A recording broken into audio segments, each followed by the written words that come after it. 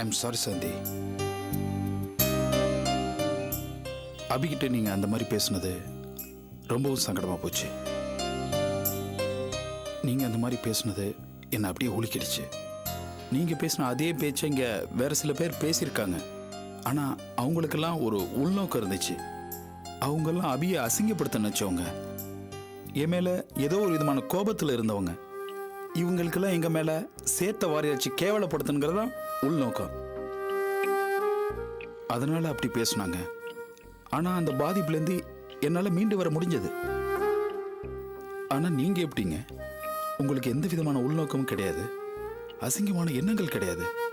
இத்தனை வருஷம் கூட இருந்திருக்கீங்க, என்னை பற்றி ஓரளவு புரிஞ்சிட்டு இருப்பீங்க. அப்படிப்பட்ட நீங்கள் அந்த மாதிரி சொன்னது, அதுவும் அபி இருக்கும்போது சொன்னது என்னை ரொம்ப அப்செட் பண்ணிடுச்சு. அதான் புத்தி கெட்டு போய் என்ன பண்ணுறதுன்னு தெரியாமல் சாரி கை நீட்டிட்டேன். என்ன இருந்தாலும் நீங்கள் என் நண்பனோட மனைவி. அதை ஒரு நிமிஷம் மறந்து போய் உங்களை அரைஞ்சிட்டேன். அதுக்கு எனக்கு எந்த உரிமையும் கிடையாது. I am very sorry. யார் சொன்னது? உங்களுக்கு என்னை கை நீட்டுறதுக்கான சகல உரிமையும் இருக்கு. நீங்க என்னை அடிச்சதுல எனக்கு துளி கூட வருத்தமே இல்லை. சொல்லப்போனா சந்தோஷமா தான் இருக்கு. சந்தோஷமா? என்ன சொல்றீங்க? ஆமா, ஒரே வீட்டில் இருக்கோம். எனக்கு எல்லாத்தையும் நீங்க தான் பாத்துக்கிறீங்க, குழந்தைக்கு வேண்டியதெல்லாம் செய்றீங்க. இருந்தாலும் ஏனோ நீங்க என்கிட்ட இருந்து ஒரு இடைவெளியோட விலகி நிக்கிறீங்க. என்னையும் ஒரு உறவு மாதிரி நினைச்சு உரிமை எடுத்துக்கலன்னு எனக்கு வருத்தமா இருந்துச்சு. ஆனா இப்பதான் நீங்க என்ன உரிமையோட கை நீட்டி அடிச்சிருக்கீங்க. எனக்கு மனசு நிறைவா இருக்குங்க. என்னங்க வேதனைப்படுவீங்க, அழுவீங்கன்னு நினைச்சா இப்படி பேசுறீங்க?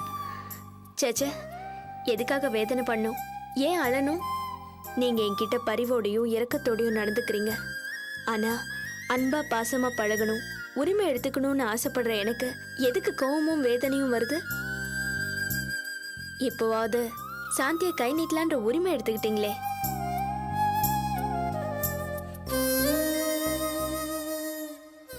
இல்ல, என்ன இருந்தாலும் அபிகிட்ட நான் அப்படி பேசினது தப்புதான். அதுக்காக நீங்க கோவப்பட்டதும் நியாயம்தான். அபிய நான் ரொம்ப வேதனைப்படுத்திட்டேன். ரொம்ப சாரிங்க. எனக்கு உங்களோட நிலைமை புரியுது சாந்தி. உங்க மனசுல எவ்வளவு வெறுமையும் வேதனையும் இருக்குன்னு என்னால உணர முடியுது.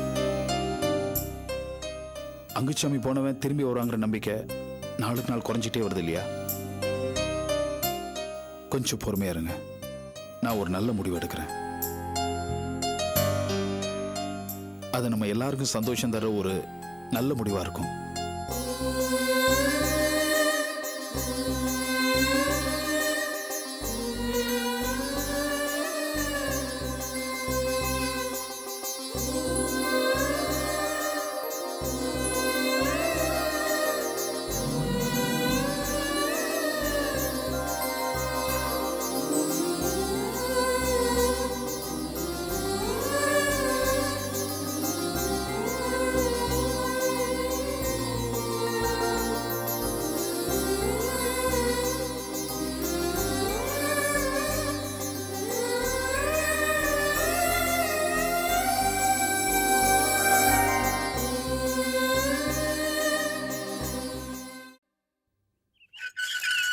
ஹலோ ஹலோ, யாரை பார்க்கணும் நீங்க?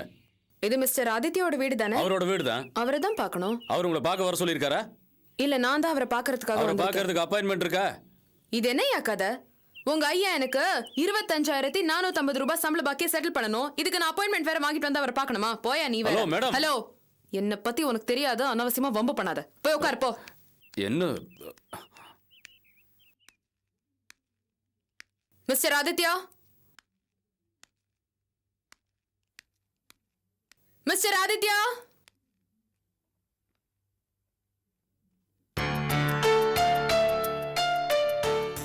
Usha. 1 minute, I'm coming down.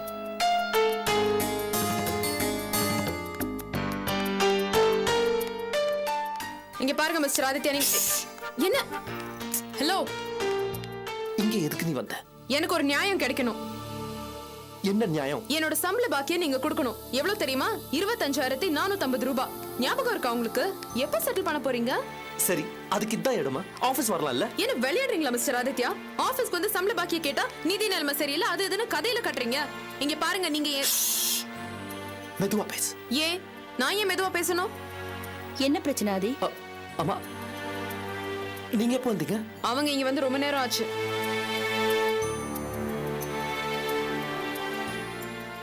யாரு மணி?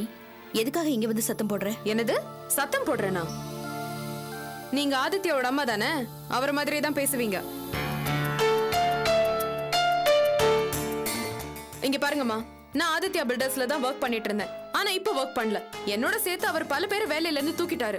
மத்தவங்களுக்கு எல்லாம் 3 மாச சம்பள பாக்கிய செட்டில் பண்ணி அனுப்பினாரு. ஆனா எனக்கு மட்டும் 25,450 rupees பேலன்ஸ் வச்சிருக்காரு. அது ஏன்னு எனக்கு புரியல. உனக்கு மாத்திரம் ஏன் பேலன்ஸ் வச்சா? நீ என்ன தப்பு பண்ண? நான் எந்த தப்பும் பண்ணலமா. சில சமயம் கொஞ்சம் எதிர்த்து பேசியிருக்கேன். ஆனா இது எல்லாமே நியாயமான விஷயத்துக்காகத்தான். சரி, இப்ப என்ன பண்ணணும்? என்ன பண்ணணுமா? எனக்கு என் சம்பள பாக்கிய செட்டில் பண்ணணும். உண்மையை சொல்லப்போனா எனக்கு இப்ப நிதி நிலைமையே சரியில்லை.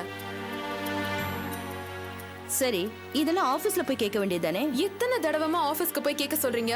எப்ப போனாலும் கம்பெனி நிதி நிலைமை சரியில்லை, லாஸ்ல போயிட்டு இருக்குன்னு என்னென்னமோ சொல்றாரு. பத்தாததுக்கு ஒரு சீட்டு காலியா இருக்கு, நீ ஏன் வேலை விட்டு போற, இங்கே கண்டினியூ பண்ணுன்னு சொல்றாரு. சரி உஷா, நீ மார்னிங் ஆஃபீஸ்க்கு வா. உனக்கு நான் செட்டில் பண்றேன், சரியா? இப்போ நீ கிளம்பு. இங்க பாருங்கம்மா, இப்போ இவர் சொன்னதுக்கு நீங்க தான் சாட்சி. நாளைக்கு பணம் இல்ல அது இதுன்னு வேற ஏதாவது சொன்னாரு, அப்புறம் நான் உங்க முன்னால தான் வந்து நிப்பேன். இல்லன்னு சொல்ல மாட்டேன். நீ ஆஃபீஸ்க்கு வா, சரியா? வீட்ல தான் பணம் இருக்கே, கொடுத்து அனுப்பிச்சிரேன். அம்மா, பணம் இல்லம்மா பிரச்சனை. இது ஆஃபீஸ் மேட்டர். ஆஃபீஸ்ல வச்சு தான் முடிக்கணும். நீ இப்போ கிளம்பு உஷா. கிளம்பு சொல்றேன்ல, ப்ளீஸ். சரிம்மா, நான் வரேன். ஆ.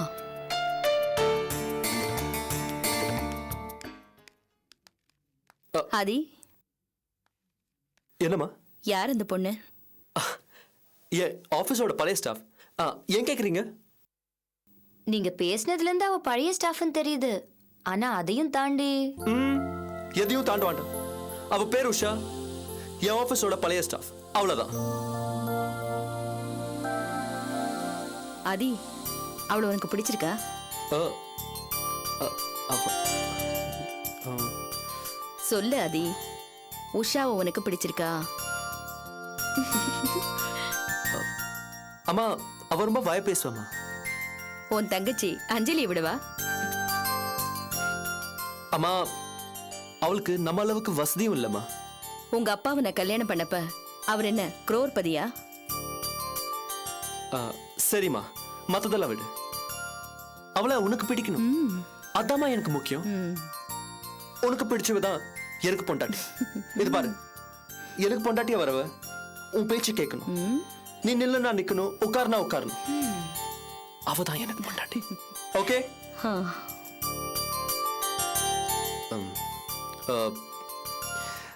சொல்லுமா, உனக்கு உஷாவை பிடிச்சிருக்கா? அவ ரொம்ப வாய் பேசுவாளப்பா. இந்த அஞ்சலி விடுவா? நம்ம அளவுக்கு அவளுக்கு வசதி இல்லையப்பா. அம்மா, அப்பாவை நீ கல்யாணம் பண்ணிக்கிட்டு போ. அவர் என்ன கோட்டீஸ்வரனா? சொல்லுமா, சொல்லுமா, உஷாவை உனக்கு பிடிச்சிருக்கா? போய் வேலையை பாரு. அம்மா ப்ளீஸ் சொல்லிட்டு போங்க. வேலையை பாரு, வேலையை பாருடா. அம்மா ப்ளீஸ் மா. அம்மா, அம்மா, this is not fair. மா ப்ளீஸ்.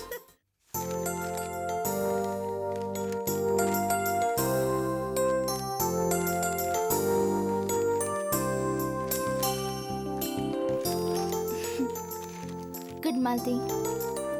ஓகே, நீங்க இன்னைக்கே இங்க ஜாயின் பண்ணிக்கங்க. உங்க salary satisfied ஃபிக்ஸ் பண்றேன். அப்புறம் போக போக உங்க வேலையை பார்த்து அதை இன்க்ரீஸ் பண்றேன். ஓகே? Okay madam. சரியா? இதான் உங்க சீட், உட்காருங்க. Thank you madam. என்ன அபி, ஆ. புது அப்பாயின்மெண்டா? மேடம், எங்களுக்கும் சம்பளத்துல கொஞ்சம் இன்க்ரிமெண்ட் கொடுத்தீங்கன்னா நல்லா இருக்கும். என் சம்பள பாக்கி அந்த ஆதித்யா செட்டில் பண்ணவே மாட்டேங்கிறான். இன்னைக்கு வீடு வரைக்கும் போய் கூட மிரட்டி பார்த்தேன், கொடுக்கவே இல்லை. எதுக்கு உஷா இப்ப அந்த சம்பளம்? மறந்துரு. இதெல்லாம் கொஞ்சம் செக் பண்ணிடுங்க. சொல்றது சரியா? ஈஸி. ஏய், மாலதிக்கு நான் சொல்லி தர்றேம்மா. கிருஷ்ணன் சார் உங்க வேலையை ஒழுங்கா பாருங்க. நான் சொல்ல கட்டில போட ஆரம்பிச்சிட்டீங்களா? Hello old man. இது நம்ம மெட்டீரியல்ஸ் வாங்குற ஃபைலு.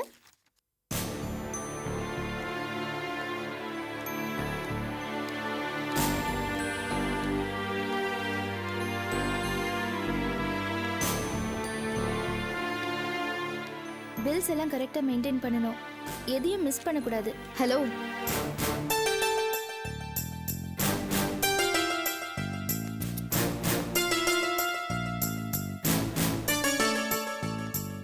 என்ன உங்க ஆபீஸ்க்கு வரவங்கள வாங்கன்னு ஒரு வார்த்தை சொல்ல மாட்டீங்களா? இதான் உங்க பண்பாடா? சாரி, உங்களை நாங்க இங்க எதிர்பார்க்கல.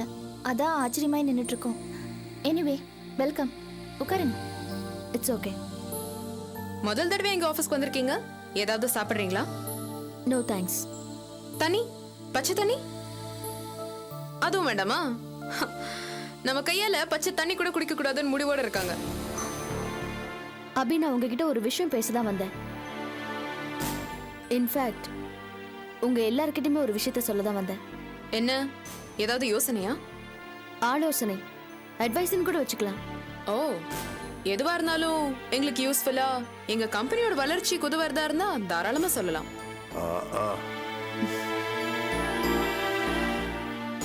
ஏன் சிரிக்கிறீங்க? என் அட்வைஸ் உங்க நல்லதை மனசுல வச்சுதான். ஆனா அது உங்க பிசினஸ் வளர்ச்சிக்கு உதவாது. நாங்க வேற, எங்க தொழில் வேறன்னு கிடையாது. ஆமா, மைண்டட். உஷா, அவங்க யாரோட ஆளா வந்திருக்காங்கன்னு எனக்கு புரியுது. என்ன சொல்றாங்கன்னு ஃபர்ஸ்ட் கேட்போம். சொல்லுங்க சுஜாதா. உங்க எல்லார்கிட்டயுமே நான் உனக்கு கேக்குறேன். மிஸ்டர் கிருஷ்ணா, உங்ககிட்டயும் தான். ரொம்ப சந்தோஷம்மா. என்ன கேட்கணுமோ கேளுங்க. நீங்க எல்லாருமே ஆதித்யா கிட்ட ஒர்க் பண்ணிட்டு இப்ப அவருக்கு எதிர வேலை செய்றீங்களே, இது சரியா? எக்ஸ்கியூஸ் மீ சுஜாதா, நாங்க யாரும் ஆதித்யா கிட்ட வேலை செய்யல. நாங்க வேலை பார்த்தது மிஸ்டர் விஸ்வநாதன் கிட்ட. அவர் தான் எங்க பாஸ். சரி, ஓகே. இப்ப அது பிரச்சனை இல்ல, அந்த இடம் தான் பிரச்சனை. இது வரைக்கும் நீங்க அந்த இடத்துக்கு எவ்வளவு செலவு பண்ணிருக்கீங்களோ அந்த அமௌண்ட்டை வாங்கிக்கிட்டு இடத்த விட்டுருங்க. ஏன்? என்ன ஏன்னு கேக்குறீங்க? இல்ல, நாங்க ஏன் பணத்தை வாங்கிக்கிட்டு அந்த இடத்த விட்டு கொடுக்கணும்? ஏன்னா ஆதித்யாக்கு அந்த இடத்து மேல இன்ட்ரெஸ்ட் இருக்கு. ஏங்க, ஆதிக்கு எது எதுலலாம் இன்ட்ரெஸ்ட் இருக்கோ அதெல்லாம் வாங்கி கொடுக்கறதா உங்க வேலையா? ஷட் அப் உஷா, நான் சீரியஸா பேசிட்டு இருக்கேன். சுஜாதா, ஆதித்யா ஒரு பெரிய பிசினஸ் மேன். இந்த இடம் அவருக்கு இல்லைன்னா அவருக்கு எதுவும் முழுகி போயிட போறது இல்ல. இந்த இடத்து மேல அவர் இவ்ளோ அக்கறை எது காட்டுறாரு? இது ஆதியோட கௌரவம் சம்பந்தப்பட்டது. நீங்க பிரச்சனை பண்ணாதீங்க. இதுல எங்க இருந்துங்க ஆதிக்கு கௌரவம் வந்தது? இடம் வாங்குனது நாங்க, வேலை செய்யறது நாங்க. அவர் தான் எங்களுக்கு எப்ப பார்த்தாலும் இடைஞ்சல் பண்ணிட்டு இருக்காரு. நாங்க எப்பவுமே பிரச்சனை பண்றதே இல்ல. அவருக்கு தான் இது பழக்கமாய் போச்சு. அபி, கொஞ்சம் பிராக்டிக்கலா நடந்துக்குங்க. ஆதித்யா பெரிய ஆளு, நீங்க ரொம்ப சின்ன குரூப். இப்ப என்ன, ஒரு 10 லட்சம் லாபம் பார்க்கலான்னு இந்த ப்ராஜெக்ட்ல இறங்கிருப்பீங்களா? நஷ்டம் வந்தா ஆதித்யாவால அந்த நஷ்டத்தை ஏற்படுத்த முடியும். அப்ப என்ன செய்வீங்க? ரவுடிங்களை வச்சு மிரட்டி அது முடியாம போனதுனால இப்ப லாயரை வச்சு மிரட்டுறாரு அந்த ஆதி. இது பாருங்க சுஜாதா, என்ன பத்தி உங்களுக்கு தெரியும்ல. உங்க பேச்சை நான் ஏத்துக்க வேணும், இல்லனா உங்க மிரட்டலுக்கு நான் பயப்பட வேணும். எப்படி நம்பி நீங்க இங்க வந்திருக்கீங்க? உங்க பிடிவாதத்தை பத்தி எனக்கு தெரியும் அபி. அது தப்புன்னு சொல்லிட்டு போதான் வந்தேன். எனக்கு லைஃப் பத்தியும் தெரியும், பிசினஸ் பத்தியும் தெரியும், சட்டத்தை பத்தியும் தெரியும். அதனால தான் சொல்றேன், வேண்டாம் ஒதுங்கிடுங்க. ஏற்கனவே இந்த மாதிரி மோதி தான் குடும்ப வாழ்க்கையை இழந்திருக்கீங்க. புருஷனை வேற ஒருத்திக்கு பறி கொடுத்தாச்சு, அப்புறம் எதுக்கு இந்த பிடிவாதம்? ஏன் இடத்துல வந்து நீங்க நின்னு பேசிட்டு இருக்கிறதுனால நான் உங்ககிட்ட நல்ல விதமா பேசிட்டு இருக்கேன். உங்களுக்கு எல்லாம் தெரியுமா? வாழ்க்கை, பிசினஸ், சட்டம் எல்லாம் தெரியுமா? அன்னைக்கு கோர்ட்ல பாஸ்கர் பொய் சொன்னதுக்காக ஜட்ஜ் உங்களை கண்டிச்சாரே, அதை மறந்துட்டீங்களா? பொறுப்பு இல்லாம நடந்திருக்கீங்க. இது ஒரு நல்ல லாயருக்கு அழகு இல்லைன்னு ஜட்ஜ் சொன்னப்போ தலை குனிஞ்சு நின்னீங்களே, அதெல்லாம் மறந்து போச்சா? இது பாருங்க சுஜாதா, நான் எப்பவுமே உங்க பர்சனல் லைஃபை பத்தி பேசுறது கிடையாது. ஆனா நீங்க என்னோட பர்சனல் லைஃப்ல தலையிட்டதும் இல்லாம அத பத்தி நீங்க பேசுறதுனால நான் சொல்றேன். நீங்க ஏங்க உங்க புருஷன் கூட இல்ல? சட்டம், வாழ்க்கை எல்லாமே உங்களுக்கு தெரியும்ல. உங்க வாழ்க்கை ஏன் இப்படி கோணலா இருக்கு? முதல்ல உங்க லைஃபை நீங்க சரி பண்ணிக்கங்க. இன்னும் எங்க ஆனந்தி கிட்ட பிரச்சனை பண்ணிட்டு இருக்காரு அந்த கார்த்திக், அவரை சரி பண்ணுங்க. உங்க அட்வைஸ் எல்லாம் அவர்கிட்ட போய் சொல்லுங்க. அப்புறம் உங்களுக்கு நீங்களே சொல்லிக்கங்க. இதெல்லாம் எங்களுக்கு தேவையில்லை, புரியுதா?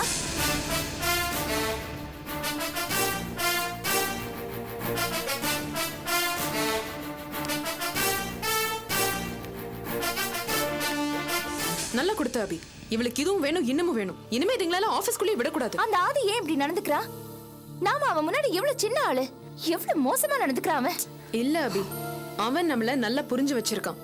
அவனுக்கு சவாலா வரக்கூடிய திறமை நம்ம டீமுக்கு இருக்குன்றது அவனுக்கு தெரியும். நமக்கு தான் நம்ம பலம் என்னன்னு இன்னும் புரியல. ஆமாம்மா, உஷா சொல்றது ரொம்ப கரெக்ட். நம்மெல்லாம் அனுமார் மாதிரி, நம்ம பலம் அந்த மூஞ்சூருக்கு தெரிஞ்சிருக்கே. ஆனா அபி, இது ஒரு விதத்துல நமக்கு கிடைச்சிருக்கிற அங்கீகாரம். நம்மள தனக்கு போட்டியா நினைக்கிறான்னா அதுவே பெரிய விஷயம் தானே.